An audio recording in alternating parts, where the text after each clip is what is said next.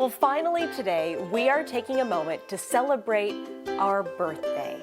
Most Buffalo debuted 2 years ago tomorrow on April 10th.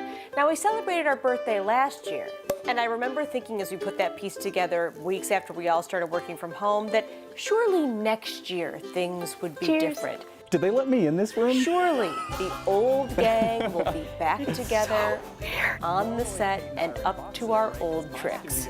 Not quite, but never let it be said that this show is not optimistic, although we are a little closer now than we were then. I get nostalgic about this stuff, and that's partly because not very many anchors I know can say they started the show they anchor. Not very many people can claim they have made their news show from scratch. So I wanted to share this with you. This is the notebook where Most Buffalo was born, all the notes and ideas.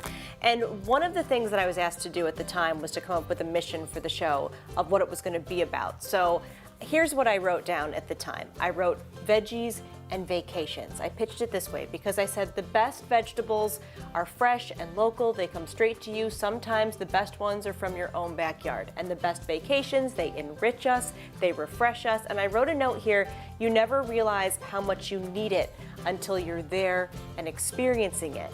And then I wrote feeding viewers mind, body, and soul.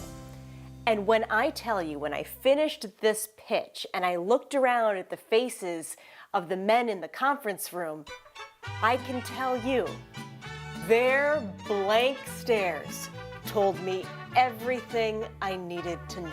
And that was the last time I tried to explain to anybody what Most Buffalo is about. You know who you are, don't at me. When I start to think something like that, something great happens, like this. So I'm ready to make any repairs or special projects. I'll leave now. Yeah, I'm ADD with the SPF. Did you hear the forecast? And with all of the reactions come a number of remedies as well. So don't roll on this. I keep trying to convince my bosses to buy an old Winnebago so we can take Most Buffalo on the road. So part of me being here is so that I can manifest that into existence. Put it in writing. We've done it. There we go, sister.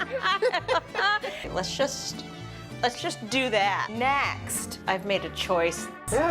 If you know, you know. And we have all been through so much since last April. And when I think about it, it is fitting for this show to grow up in a pandemic. It was built on uncertainty. There were no rules. It relies heavily on teamwork, and its survival depends on heart and humor. Amazing. You can't go to the ball game. You can't see it at all. Buy your own peanuts and Cracker Jacks, or just stay home and eat some other snacks. I heard from a lot of you over the last year that you discovered Most Buffalo for the first time in 2020 because you were home at 4 p.m. for the first time in forever. And a lot of you told me you watched with your kids because you could get the information you needed without it feeling scary. And some other pretty interesting. You know what, let's just go ahead and roll it. We also get some really nice cards from you saying thank you, including from Catherine, who recently wrote, "Thank you so much for all your hard work on Most Buffalo, especially during a very difficult and scary past year." And we have another card from Francis who said, "I just want to write this note to thank you for making my days. I love Most Buffalo." We're gonna have to come up with a new dance routine for that. It's really gratifying to know we can be that for you, particularly when one of our main goals was to make news for people who don't watch the news because it's too depressing. To all of you who make us part of your day, thank you. We cannot do it without you. And no matter what this next year brings, I'll make the same promise I made last year.